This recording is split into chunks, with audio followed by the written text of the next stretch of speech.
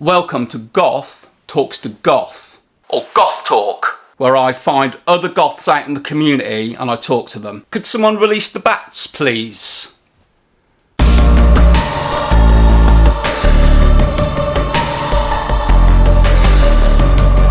Welcome to ByCandlelight, beaming goth, dark wave and post-punk straight into your brain. Twice the dosage today. You may need to lie down after. So if I could just introduce Eliza here.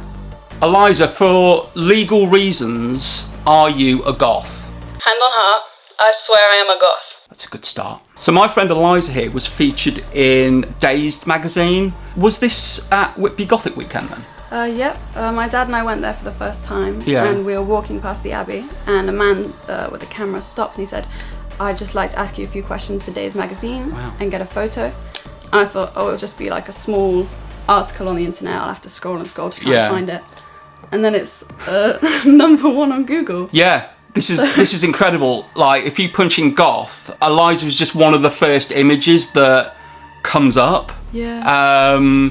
So it was completely unplanned. It just came up to you there and then and just asked if it was be okay to ask some questions. Yeah, and could have been things like that. anyone. I answered the interview and it was a lot of fun. Because there were a few other people who were asked kind of questions as well in the article. Yeah, there were. Yeah, I was reading through everyone what they said, and I just thought it was so sweet.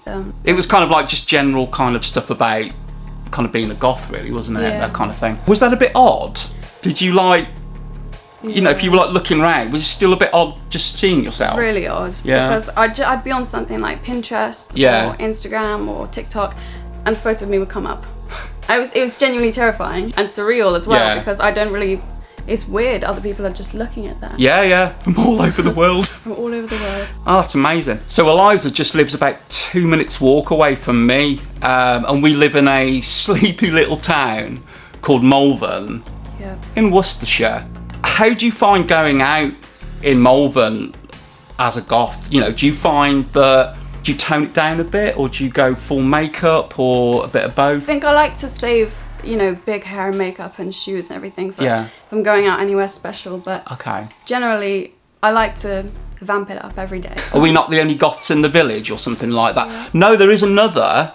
I have spotted someone else, someone really friendly who will come up to me and say, "You're a goth. Can I talk to you?" And I'll be like, I think I know exactly. Do you what you're know? about. But yeah, apart from that, I haven't seen very many at all. I have spotted you kind of walking around. Now I can't do that. So I only do this for like these videos or Whitby or just like you said, really. If you're like going out to a gig, so you're okay, so sort of walking around Malvern in your full makeup and all your outfit and stuff like that. Yeah. I don't do it as much now, especially in the heat of the summer. Yeah, it's quite hot in it. Melt. Yeah. But We melt. We do. We melt and we melt again. Okay, so apart from gigs, where do you go to be amongst your people? I've got nowhere. Except Whitby. Whitby's good. Yeah. But like you said here, there's not really a scene. No. And I've got friends I know from school, but I don't see them as often as I should. So Yeah. really it's just me in my room. Okay. Lamenting. Yeah. By myself. Yeah. To Dave Vanian. Yep. Yeah. Who wouldn't? Have you ever been called emo, Eliza? Have I ever been called emo? Yes. I mean, I think that's the most common thing I get called because as soon as someone sees someone wearing black, that's it. You're over. I mean, you're emo. Yeah, absolutely. If you wear all black, people do get it completely mixed up. So I've got an episode coming out next week about what got me into goth. So can you remember what got you into goth? Yeah, it was a bit of a slow progression for me. Okay. I think the gateway was David Bowie. Right, for a lot of okay. people. Yeah. And I listened to a lot of glam rock and psychedelic rock. Discovered Alice Cooper, which then led me to find The Cramps, The Damned, Susie and the Banshees, Specimen. And I think from then on, I kind of just knew this was the music that I really was heavily into. And when I learned there was a word for it and there was a community who loved it, that was it for me. No looking back. So was it a bit like a switch? Did you hear that music and think, oh my God, that is me, that is speaking to me and who I am? Did you get that kind of feeling? Well, I feel like you've got life before your first Susie and the Banshees song and life after. and you're never the same. Never the same. Was there a particular track or album that you can remember? Yes, I remember Spellbound by Susie and the Banshees was a big one for me, and Shadow of Love by The Damned. That music video with the candelabras, and the black hats, Dollhouse. Yeah, it's a classic. It was over for me. Yeah, you were won over. Yeah. I always wished they'd made a video for Sanctum Sanctorum. Yeah. I talk about it in another episode. For me, everyone's got their own kind of picture when that song comes on, but for me, it's like it's a big Gothic stately home with huge windows, billowing curtains. Yeah. There's a thunderstorm, and it's just, and it's probably haunted. Yeah. Do you know? It has to be haunted. What the hell am I saying? It's 100% haunted, and that's the kind of image that I have when I hear that. And I just wish there was a video for it. It would have been glorious. It would have been amazing, wouldn't it? We mourn the lack of video for that song. We do. Does Gothic architecture come into this at all? Well, I can't say I'm the most well versed in everything about Gothic architecture, but I know when I walk past a church, I feel a real peace in my heart. So yeah. Something like that. Do you have to touch it? Because I have to touch it. You do. You have to feel in tune with nature, don't you? Yeah. So, Whitby Abbey, have you touched Whitby Abbey? I have. Nice. It has to be done. It's absorbing the history, isn't it? It kind of goes in like osmosis. Oh, God. So I've seen you've got a stash of vinyl and CDs there. What have you brought with you? Firstly, I brought in probably my favourite album of all time, which is Sylphs by Corpus Delicti. I had the privilege of seeing them live in February. Really? In Manchester Cathedral. In a cathedral? In a cathedral. Oh, that's the dream. It is. That's the dream. So, I bet it was very atmospheric there, wasn't it? And being in the cathedral. I mean, it doesn't get more goth than that. No, it doesn't, does it? Who was supporting them? Can you remember? Ash Code was supporting them. them. Ash Code. And fantastic. The Gospel, who actually I'll take a minute to shout out because they're so brilliant. Just brilliant presence on stage. Yeah. And I just think I don't know if they've got a Bandcamp or a Spotify or anything, but if you can find them, give them a listen because they're incredible. Okay, I'll put a link in the usual place. You know where that is. Okay, so what have you got next? Next, I brought in Careful by Boy Harsher. Love that album. It is amazing. Yep. And I felt like I had to bring it in because it's I mean, in the few years that it's been out, I think it's become a real goth classic. Yeah. And I don't think there's a single goth on Bandcamp who doesn't own this album. I mean, it's brilliant. Beautiful dark synths in it. Yeah. The vocals all breathy and sensual, and it's just a great album, I think. Can I just have a little look at it? Because I just want to remind myself of like is it Face the Fire? Oh my god, that is just amazing. But yeah, they're kind of like the new guard, really, aren't they? But they've got like it's sort of electronic, isn't it? But it's quite. I just love the nonchalant vocals. It's just her voice is just dripping with nonchalance. But no, that is definitely one of my favourite albums too. I brought in The Cure's Pornography. Brilliant album. That is a classic. Yeah. I think, just one look at the cover, you can really tell what kind of album it's going to be. Yeah. It's so dark and frightening. Yeah. And brilliant. Yeah. Full of hopelessness and despair. Yeah, which is what we love. Which is why we love it, yeah.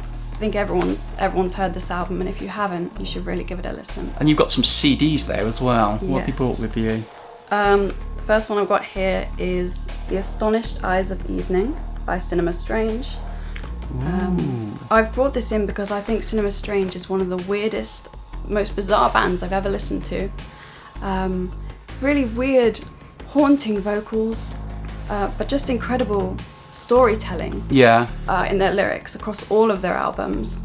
It's the kind of thing you could go to sleep to. It's like a cursed lullaby. Yeah. It's weird stuff, but really good. Next, I brought in Sever by This Ascension, which is one of my favourite albums because it's so darkly melodic and beautiful and ethereal. It really puts me in mind of more Syphilitica. Right. Between Feather and Fate. So if you like that album, I think you definitely like this one, and you ought to give it a go.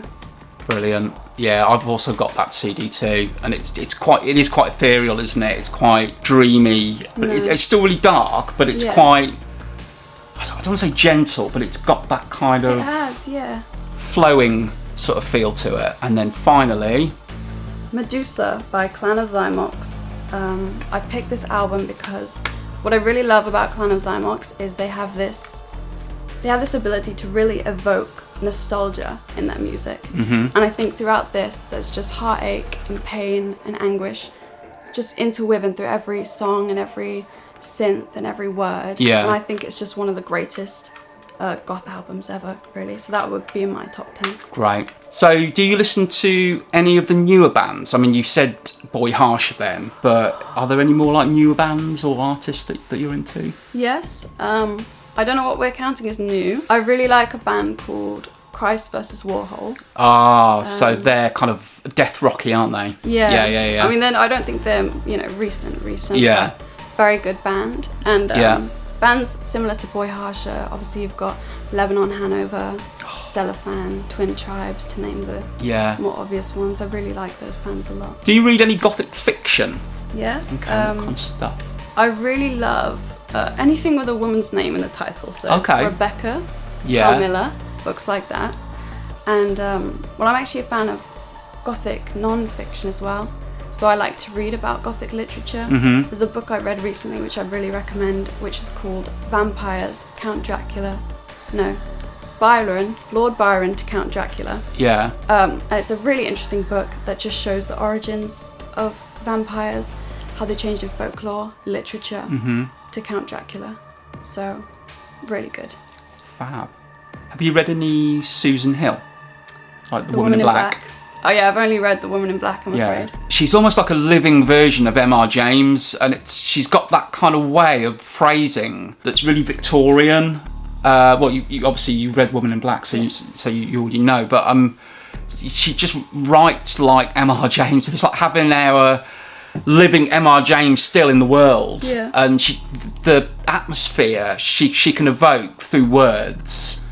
It's just absolutely amazing, and it's like. Not all of her books, I would say, are frightening, but the way she phrases things is frightening, if that makes sense. So she's just got a way of like phrasing a sentence that will just make you look behind you to check that there's nothing creeping up on you. Do you read a lot of horror in general? I like horror, yeah. What other authors do you like? I liked Something Wicked This Way Comes by Ray Bradbury. It's a classic. So what's some of your favourite Gothic-y films? Well, I like a lot of the films from the German Expressionist movement of the 1920s. So, namely the obvious ones, Cabinet of Dr. Caligari, Nosferatu. But my favourite of them all is called The Man Who Laughs. Right. 1928. It's got Conrad Veidt in it. And Mary Philbin. She was obviously in Phantom of the Opera. Yeah. And it's just it's a fabulous film about a man who's got a smile carved into his face and how he navigates through life when everyone's laughing at him. So you like some of the originals then, like the really old films? I do. I have a tendency to lean towards the older films. I just love the way they make me feel. Kind of cosy. Have you seen The Wicker Man? I was going to say that's one we've got in common, is I absolutely love that film. Well, there's nothing like watching people get burned alive. And it keeps you warm. As well. I did an episode about folk horror. Are you into folk horror at all? Actually. In fact, I'll bring up another silent film. It's a folk horror. And it's called Haxan. Incredible. Really? I mean, it just will haunt your dreams. But in a good way. Haunted house, bat cave, or witchy forest? Which do you spend the night in? I think a witchy forest would be the nicest to spend the night in. Okay. Oh no, would it? I mean, it depends what Batcave we're talking about. Because okay. If it's the club, I'd spend a night there. I didn't think about that. I wasn't clear, was I? I was not clear. As much as I would like to go to the Batcave as well, that'd be amazing. It's no longer there. An actual Batcave. So you've got an actual Batcave full of actual bats. Witchy forest or haunted house? Would you still be witchy forest? No, I think I'll take the Batcave. Oh, okay. I mean, it'd be frightening, but but in a good way. yeah, they could be like your guard dogs. If Yeah. anyone tried to disturb you. They would, wouldn't they? They'd guard you. If there was any noise, they would fly, and it would alert you, and you would be safe. Yeah, nice. I think I would go for the witchy forest because I would like to run into the witch. Yeah. Not necessarily Blair Witch, but I think I would like to see the witch. Yeah. So I think being probably a little bit cold and wet would be worth it to see the witch. Okay, that's a good perspective to have. But each to their own. Dave Vanian, Susie Sue, and Peter Murphy are stuck up separate trees.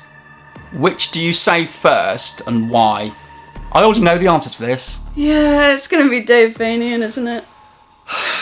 Yes, it is.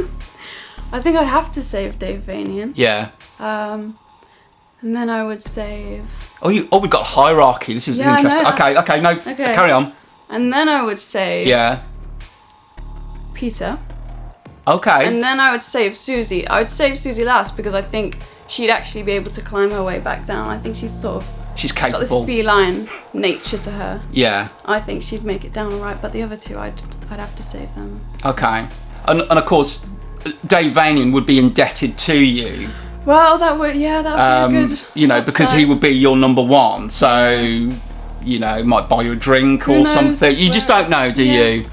But he will be very appreciative, I think. Good. That's a good choice.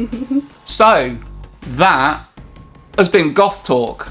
I'd just like to say thank you to my special guest, Eliza. Thank you for having me. You're very, very welcome. Until next time, see you later.